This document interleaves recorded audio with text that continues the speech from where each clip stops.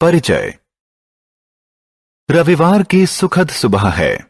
8 वर्षीय भावेश पास की दुकान से दूध, ब्रेड और मक्खन लेने जा रहा है।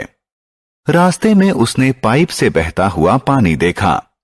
यह उसकी कॉलोनी की हर सुबह का सामान्य दृश्य है।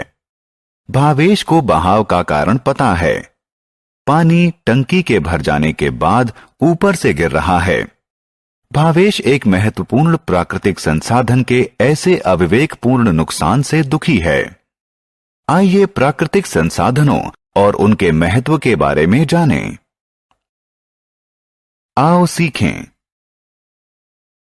प्राकृतिक संसाधन को परिभाषित करना, नवीनीकरण के योग्य और नवीनीकरण के अयोग्य प्राकृतिक संसाधनों में विभेद करना, विभिन्न प्राकृतिक संसाधनों की विशेषताएं बताना।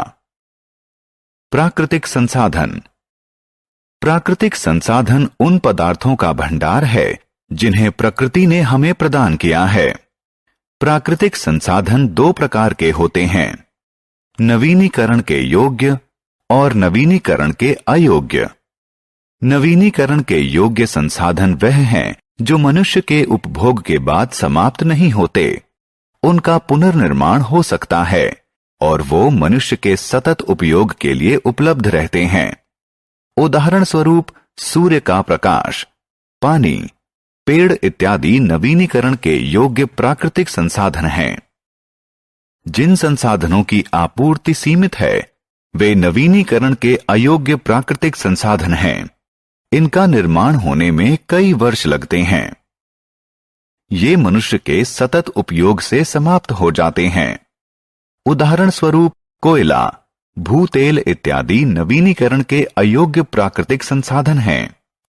आइए अब कुछ प्राकृतिक संसाधनों के बारे में जानें। सूर्य का प्रकाश। सूर्य एक तारा है जो हमें ऊष्मा और प्रकाश देता है। यह एक महत्वपूर्ण प्राकृतिक संसाधन है। पादप सूर्य के प्रकाश का प्रयोग भोजन निर्माण में करते हैं। सूर्य के बिना पृथ्वी बहुत ही ठंडी, अंधेरी होगी और इस पर जीवन संभव नहीं होगा। वायु। वायु एक अन्य महत्वपूर्ण प्राकृतिक संसाधन है। वायु गैसों की सम्मिश्रण होती है। इसमें मुख्यतः नाइट्रोजन, ऑक्सीजन और कार्बन डाइऑक्साइड होती है। सभी सजीव प्राणियों के अस्तित्व के लिए ऑक्सीजन आवश्यक है। जल। पृथ्वी का 70% भाग जल से ढका हुआ है। जल भी एक आवश्यक प्राकृतिक संसाधन है। यह मनुष्यों, पशुओं और पादपों के जीवन के लिए आवश्यक है। मृदा। मृदा पृथ्वी के ऊपरी भाग की महीन परत होती है। इसका निर्माण शैलों की वायु और जल से छोटे छोटे टुकड़ों में टूटने के कारण होता है। मृदा अपनी संरचना में पृथक होती है। कुछ महीन होती है और कुछ खुरदुरी। मृदा का रंग भी पृथक होता है। कुछ स्थानों पर वह लाल होती है और कुछ स्थानों पर वह काली होती है। मृदा पोषक तत्वों और जल का संग्रहण करती है। पादप मृदा से खनिज और जल प्राप्त करते हैं। इस प्रकार मृदा पादपों की वृद्धि के लिए माध्यम का कार्य करती है। यह चींटियों, केंचुओं और दूसरे कीड़ों और जानवरों को जो मृदा में घर बनाते हैं आश्रय प्रदान करती है। वन। वन वृक्षों द्वारा घिरे हुए बहुत बड़े भूभाग को कहते हैं।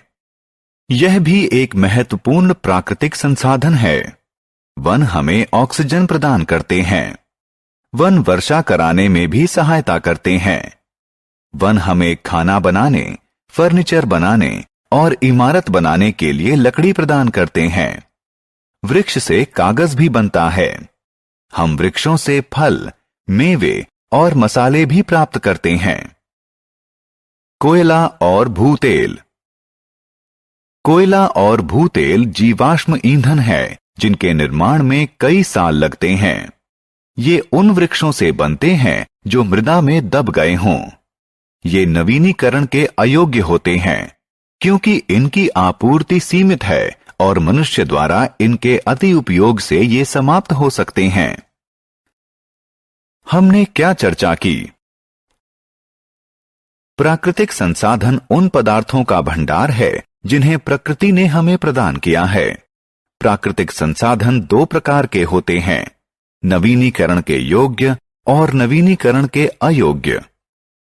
नवीनीकरण के योग्य प्राकृतिक संसाधन मनुष्य के उपयोग द्वारा समाप्त नहीं होते, जैसे सूर्य का प्रकाश, जल और वृक्ष इत्यादि। नवीनीकरण के अयोग्य प्राकृतिक संसाधन की आपूर्ति सीमित होती है, वे मनुष्य के सतत उपयोग से समाप्त हो सकते हैं। उदाहरण स्वरूप कोयला और भूतेल इत्यादि।